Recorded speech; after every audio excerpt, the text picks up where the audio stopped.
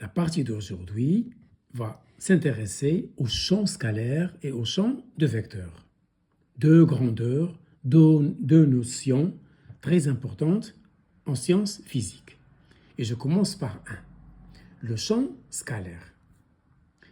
Vous avez déjà au lycée étudié des champs scalaires sans que vous en aperceviez.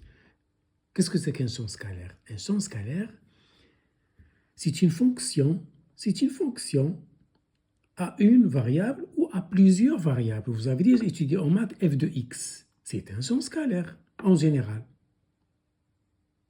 Ici, on va généraliser. On va prendre une fonction qui ne dépend pas seulement uniquement de x, mais qui dépend de plusieurs variables. En général, x, y, z et parfois même t, l'espace-temps. On introduit même la dimension temporelle. Donc, qu'est-ce que c'est qu'un champ scalaire? C'est une fonction, en général, à plusieurs variables, que l'on note f ou phi ou psi ou g quelconque. En général, on note phi en un point m. Phi en un point m. Ce qui se passe au voisinage d'un point m.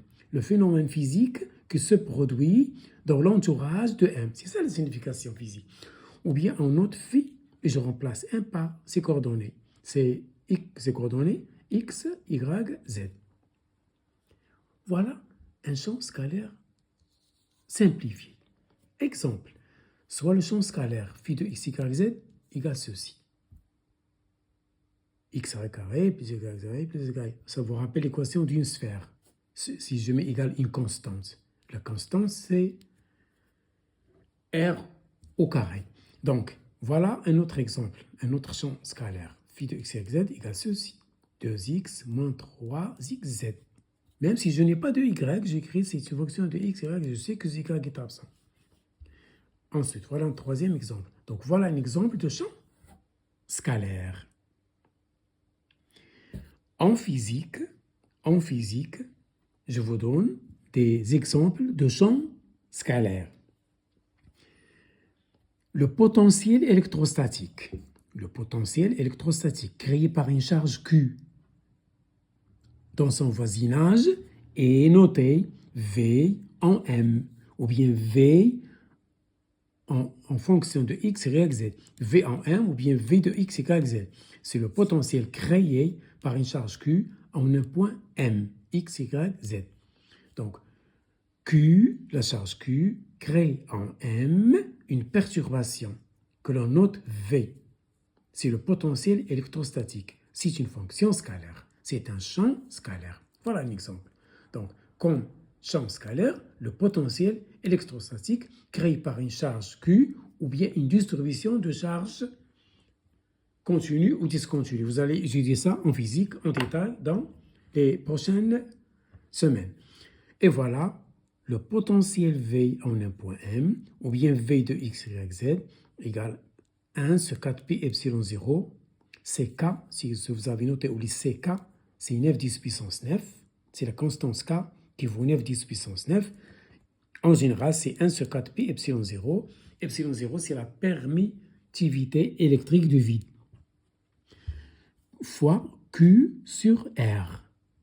R, c'est la distance entre la charge Q et la partie où se trouve M, où l'on étudie le phénomène.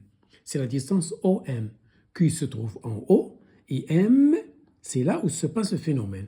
Avec petit r, c'est OM, c'est la norme de OM. OM est égal à xi plus yj plus zk. Si je prends la norme, je l'appelle petit r, c'est racine de ceci. Ça, il faut le connaître par cœur. Donc voilà, si vous remplacez r par ça, vous trouvez V de x, y, z. Donc voilà un champ scalaire en physique. C'est sur une électrostatique. Je rappelle que la norme de OM, le rayon vecteur, que vous avez appelé au lycée le vecteur position, c'est petit r, c'est ceci à la puissance 1,5. Donc si vous trouvez 1,5, c'est racine. Soit vous mettez racine, soit vous mettez 1,5.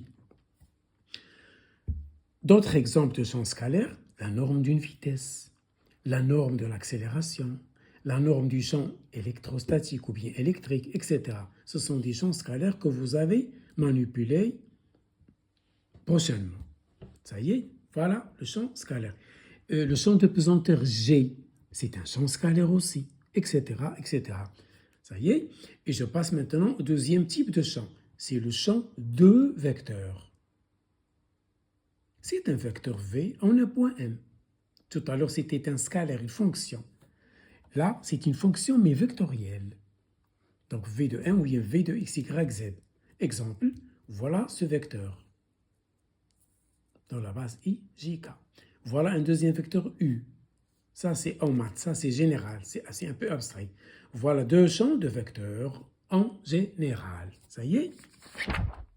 Voilà.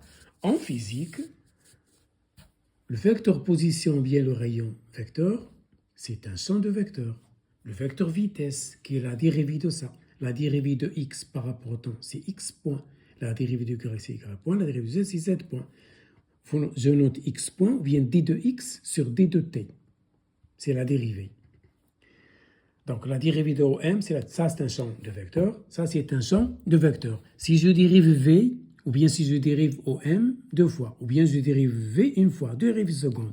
C'est la dérivée seconde sur le I, dérivée seconde, dérivée seconde. Ça c'est AX, AY, AZ. Ça y est? Donc voilà trois champs de vecteurs, vecteur position, vecteur vitesse, vecteur accélération. Ce sont des grandeurs cinématiques. Et voilà un autre vecteur champ, ça c'est en mécanique. Voilà, pour l'électricité, ça c'est le champ électrique ou électrostatique. Il est créé par une charge Q à une distance R. Voilà, puisque c'est un vecteur, je dois mettre un vecteur unitaire qui est collinéaire à E. Avec petit u, c'est petit r sur la norme R. Si je prends la norme de u, c'est la norme de ça, c'est égal à 1. Puisque la norme de R, c'est R. R sur R, c'est égal à 1. Avec R carré égal à ça. Voilà un autre champ de vecteurs. Un autre champ de vecteurs, c'est le champ gravitationnel. Qu'est-ce que c'est que j'ai? C'est le champ gravitationnel créé en un point M situé à une distance R par une masse M. Donc, le champ E, il est créé par une charge Q à une distance R. Alors que le champ G, il est créé par une masse M située à une distance R. Là, il y a une constante qui vaut 9 10 puissance 9, 9 milliards, ou bien 1 sur 4 pi epsilon 0. Là, il y a la constante G, la constante gravitationnelle. Sa valeur, c'est 6,67, 10 moins 11 SI. Ça se vérifie au laboratoire. Puisque c'est un vecteur, je dois mettre un vecteur directeur qui dirige G. Il est collinéaire, il est unitaire. Si je fais la norme, ça ne change pas les calculs, puisque sa valeur, c'est 1. Voilà. Donc, posez toujours U, R sur la norme de R. R avec flèche, R norme ou bien R sans flèche, comme tout à l'heure. Cette notation, c'est la même chose que celle-là. Donc voilà, je viens de vous donner des exemples de champs scalaires et des exemples de champs de vecteurs. Et voilà une petite application pour clore cette vidéo, pour achever cette séance. Soit le vecteur position OM égale 2t moins 1i, t c'est le temps, plus 3t carré j, plus t plus 1 k. Ça, c'est le vecteur position. Ça y est? Déterminer le vecteur vitesse. C'est un vecteur de champ. Je dois dériver cette quantité par rapport au temps. C'est 2. Donc 2i. Je dois dériver celle-là par rapport au temps. C'est 6t. Et celle-là par rapport au temps, c'est 1. Là. Donc voilà le vecteur vitesse. Si je veux déterminer l'accélération, je dois dériver la vitesse. La dérivée de 2, c'est 0, ça saute. La dérivée de 6t, c'est 6. Et la dérivée de 1, c'est 0. Donc l'accélération, c'est g. Voilà trois vecteurs, trois champs de vecteurs, position, vitesse, accélération, vue en mécanique et surtout en cinématique. C'est l'étude du mouvement. Voilà un autre exemple, soit une charge Q de valeur n nanocoulombes. En coulombes, c'est 10-9. Je convertis dans le système international. Cette charge Q, elle crée un champ E en un point M situé à une distance R de 2 cm. Je convertis en mètres. Donc le champ E, sa norme, la norme du champ E, créée par la charge Q, en un point M situé à cette distance, c'est Q, voilà, c'est 1 sur 4 pi epsilon 0, c'est-à-dire K, c'est ça, voilà, on vous le donne. Il faut l'apprendre par cœur, c'est universel, voilà. fois la charge Q en coulomb, c'est 10 moins 9, sur la distance au carré. N'oubliez pas au carré. Je fais les calculs, je trouve la valeur du champ E. C'est 2,25 10 puissance 4 volts par mètre. Donc cette petite charge Q crée en un point M situé à la distance de 2 cm un champ électrostatique dont voici l'intensité, dont voici la norme. C'est ça, volts par mètre. L'unité du champ E, c'est volts par mètre. Il y a une autre unité, c'est newton par coulomb. Elles sont équivalentes.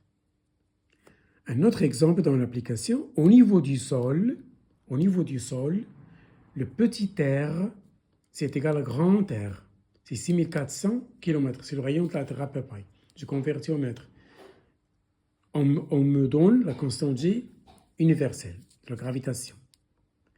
Et voilà, on me demande calculer l'intensité de l'apesanteur au niveau du sol. C'est ça la question dans l'application. Ici, c'est déterminer le vecteur vitesse, le vecteur accélération. Ici, déterminer la norme du champ électrostatique créé par la charge Q. Là, déterminer la norme de l'attraction, de l'intensité de pesanteur au niveau du sol. Ça y est? Voilà, j'applique la formule de tout à l'heure. Grand G fois la masse en kilos, la masse de la Terre, c'est 6 10 puissance 24, on vous la donne, voilà, kilogramme, la masse de la Terre, MT, sur la distance du centre de la Terre à la surface. C'est le rayon de la Terre. En mètres, là voilà. Il faut convertir en mètres, attention. N'oubliez pas le carré.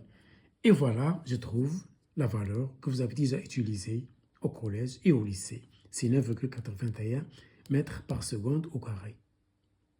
Ou bien newton par kilogramme. Ce sont deux unités équivalentes. Et voilà pour aujourd'hui.